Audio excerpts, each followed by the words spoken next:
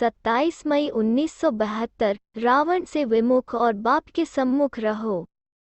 इस समय जो सभी बैठे हो, सभी की इस समय की स्टेज श्रेष्ठ स्टेज कहें व अव्यक्त स्थिति कहें। इस समय सभी की अव्यक्त स्थिति है व अभी भी कोई व्यक्त भाव में स्थित है। कोई भी व्यक्त स्थिति में स्थित होकर बैठेंगे तो अव्यक्त मिलन व अव्यक्त बोल को धारण नहीं कर सकेंगे। तो अव्यक्त स्थिति में स्थित हो, जो नहीं है वो हाथ उठाएं। अगर इस समय अव्यक्त स्थिति में स्थित हो, व्यक्त भाव के भान से परे हो तो क्यों परे हो? सभी की एक ही अव्यक्त स्थिति क्यों बनी, कैसे बनी? अव्यक्त बाप दादा के सामने होने कारण सभी की एक ही अव्यक्त स्थिति बन गई है। तो ऐसे ही अगर सदा अपने को बाप दादा के सम्मुख समझ करके चलो तो क्या स्थिति होगी? अव्यक्त होगी ना।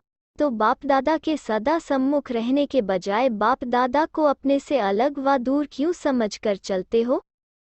जैसे एक सीता का मिसाल सुनाते व सुनते रहते हो कि सीता सदा किसके सम्मुख रहती थी? राम के सम्मुख, अर्थात स्थूल में सम्मुख नहीं लेकिन बुद्धि से सदा बाप दादा के सम्मुख रहना है। बाप दादा के सम्मुख रहना अर्थात रावण माया से विमुख रहना है। जब माया के सम्मुख हो जाते हो तो बाप से बुद्धि विमुख हो जाती है। जो अति प्यारे ते प्यारा संबंध होता है उससे स्वतः ही सम्मुख बैठने उठने, खाने पीने, चलने अर्थात सदा साथ का अनुभव होता है। तो क्या बाप दादा के सदा सम्मुख नहीं रह सकते हो? अगर सदा सम्मुख रहेंगे तो सदा अव्यक्त स्थिति रहेगी। तो दूर क्यों हो जाते हो? क्या यह भी बचपन का खेल करते हो? कई ऐसे बच्चे होते हैं जो जितना ही माँ बाप पास में बुलाते हैं, उतना ही नटखट होने कारण दूर भागते हैं। तो क्या यह अच्छा लगता है? सदा अपने को सम्मुख समझने से अपने को सदा ऑलमाइटी अथॉरिटी महसूस करेंगे। ऑलमाइटी अथॉरिटी के आगे और कोई भी अथॉरिटी वार नहीं कर सकती है व ऑलमाइटी अथॉरिटी कभी भी हार नहीं खा सकते हैं। आज अल्पकाल की अथॉरिटी वाले भी कितने शक्तिशाली रहते हैं। तो ऑलमाइटी अथॉरिटी वाले तो सर्वशक्तिमान हैं ना। सर्वशक्तियों के आगे अल्पकाल की शक्ति वाले भी सिर झुकाने वाले हैं। वार नहीं करेंगे लेकिन सिर झुकाएंगे। वार के बजाय बार बार नमस्कार करेंगे। तो ऐसे अपने को ऑलमाइटी अथॉरिटी समझ करके फिर हर कदम उठाते हो। अपने को ऑलमाइटी अथॉरिटी समझना अर्थात ऑलमाइटी बाप को सदा साथ रखना है।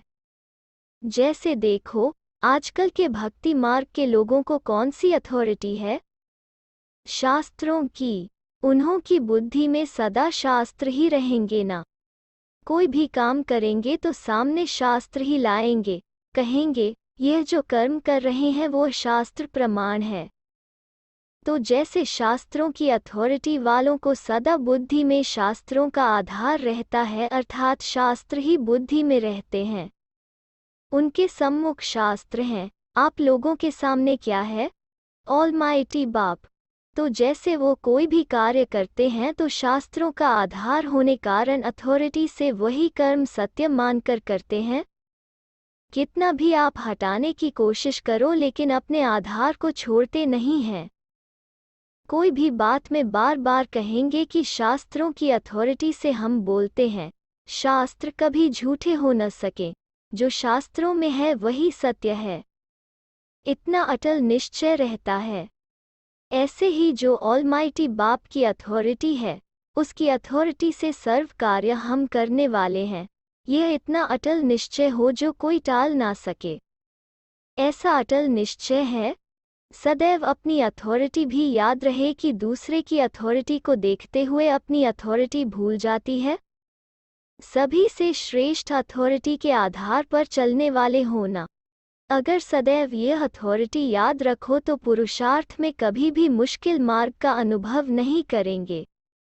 कितना भी कोई बड़ा कार्य हो लेकिन ऑलमाइटी अथॉरिटी के आधार से अति सहज अनुभव करेंगे। कोई भी कर्म करने के पहले अथॉरिटी को सामने रखने से बहुत सहज जज कर सकते हो कि यह कर्म करें व ना करें। सामने अथॉरिटी का आधार होने कारण सिर्फ उनको कॉपी करना है। कॉपी करना तो सहज होता है व मुश्किल होता है? हाँ व ना। उसका जवाब अथॉरिटी को सामने रखने से ऑटोमेटिकली आपको आ जाएगा। जैसे आजकल साइंस ने भी ऐसी मशीनरी तैयार की है जो कोई भी क्वेश्चन डालो तो उसका उत्तर सहज ही मिल जाता है। मशीनरी द्वारा प्रश्न का उत्तर निकल आता है तो दिमाग चलाने से छूट जाते हैं। तो ऐसे ही ऑलमाइटी अथॉरिटी को सामने रखने से जो भी प्रश्न करेंगे उनका उत्तर प्रैक्टिकल में आपको सहज ही मिल जाएगा। सहज मार्ग अनुभव होगा। ऐसे सहज और श्रेष्ठ आधार मिलते हुए भी अगर कोई उस आधार का लाभ नहीं उठाते तो उसको क्या कहेंगे? अपनी कमजोरी। तो कमजोर आत्मा बनने के बजाय शक्तिशाली आत्मा बनो और बनाओ। अपने को ऑलमाइटी अथॉरिटी समझने से 3 मुख्य बातें ऑटोमेटिकली अपने में धारण हो जाएंगी। वो 3 बातें कौन सी हैं? बुद्धि की ड्रिल करने से सुना हुआ ज्ञान दोहराते हो। यह भी अच्छा है, इससे भी शक्ति बढ़ती है। कोई भी अथॉरिटी वाले होते हैं, साधारण अथॉरिटी वालों में भी 3 बातें होती हैं, एक निश्चय, दूसरा नशा और तीसरा निर्भयता। इन तीनों बातों के कारण वो अथॉरिटी वाले रांग होते भी, अयथार्थ होते भी कितना दृढ़ निश्चय बुद्धि होकर बोलते व चलते हैं। जितना ही निश्चय होगा उतना निर्भय होकर नशे में बोलते हैं। ऐसे ही देखो, जब आप सभी ऑलमाइटी अथॉरिटी हो, सभी से श्रेष्ठ अथॉरिटी वाले हो तो कितना नशा रहना चाहिए और कितना निश्चय से बोलना चाहिए। और फिर निर्भयता भी चाहिए। कोई भी किस भी रीति से हार खिलाने की कोशिश करे लेकिन निर्भयता, निश्चय और नशे के आधार पर कब हार खा सकेंगे? नहीं, सदा विजयी होंगे। विजयी ना होने का कारण इन 3 बातों में से कोई बात की कमी है, इसलिए विजयी नहीं बन पाते हो। तो यह तीनों ही बातें अपने आप में देखो कि कहाँ तक हर कदम उठाने में यह बातें प्रैक्टिकल में हैं। एक होता है टोटल नॉलेज में बाप में निश्चय, लेकिन कोई भी कर्म करते बोलते यह तीनों ही क्वालिफिकेशन रहें। वो प्रैक्टिकल की बात दूसरी होती है और जब यह तीनों बातें हर कर्म हर बोल में आ जाएंगी तभी आपके हर बोल और हर कर्म ऑलमाइटी अथॉरिटी को प्रत्यक्ष करेंगे। अभी तो साधारण समझते हैं। इन्हों की अथॉरिटी स्वयं ऑलमाइटी बाप है, यह नहीं अनुभव करते हैं। यह अनुभव तब करेंगे जब 1 सेकंड भी अथॉरिटी को छोड़ करके कोई भी कर्म नहीं करेंगे व बोल नहीं बोलेंगे। अथॉरिटी को भूलने से साधारण कर्म हो जाता है, तो अन्य लोगों को भी साधारण, जैसे अन्य लोग थोड़ा बहुत कर रहे हैं, वैसे ही अनुभव होता है। जो आते भी हैं तो रिजल्ट में क्या कहते हैं? आप लोगों की विशेषता को वर्णन करते हुए साथ में विशेषता के साथ साधारणता भी जरूर वर्णन करते रहते हैं। और संस्थाओं में भी ऐसे है, जैसे वो कर रहे हैं वैसे यह भी कर रहे हैं। तो साधारणता हुई ना।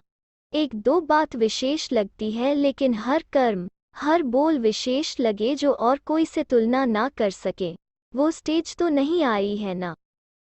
ऑलमाइटी की कोई भी एक्टिविटी साधारण कैसे हो सकती?